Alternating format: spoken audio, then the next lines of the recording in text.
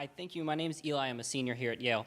This question is directed to Professor Stanley. You mentioned John Ashcroft as one of the people with very diverse views that was invited here, but actually there was a Facebook group to protest his speech and saying he shouldn't be allowed to speak at Yale because his views are so controversial. So is that an example of shining free speech or a threat on free speech?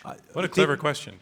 Yeah. Well done. The people, free speech allows us to protest people coming to campus.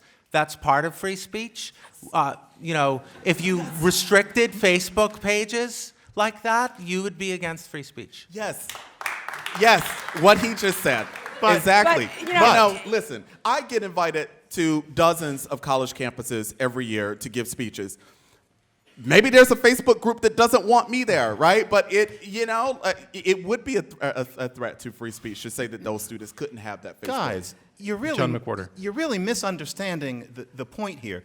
I hate to put it this way, but you're being a little ahistorical. If someone says John Ashcroft shouldn't come, that's what we're talking about, because an alternate way of doing it, and the way it would have been about 20 years ago, was John Ashcroft would have come, and either he would have been heckled, and we can talk about that, or people would have listened to him to get a sense of the devil, if they thought of it that way. They would have heard somebody they disagreed with and seen how those arguments were made, and then went back to their dorm and did their work. The idea that he's not supposed to come is exactly the kind of threat that we're talking about. Whether or not it happened doesn't matter.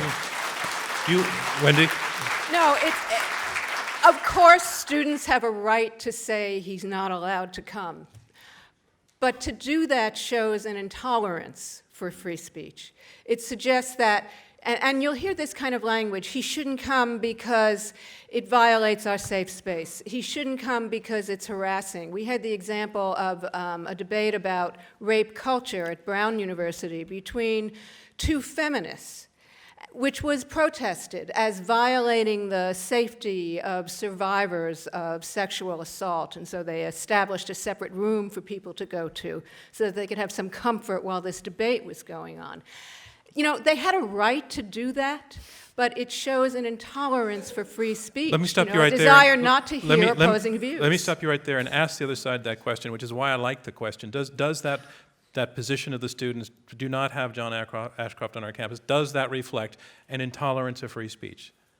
That specific position reflects an intolerance of free speech, and we don't know how many students were on the Facebook page, but I am a free speech absolutist, and people are really coming dangerously close to asking that no such Facebook pages be made. And I really think for any speaker, students have the right to protest that speaker's coming. Well, that is something we all agree upon.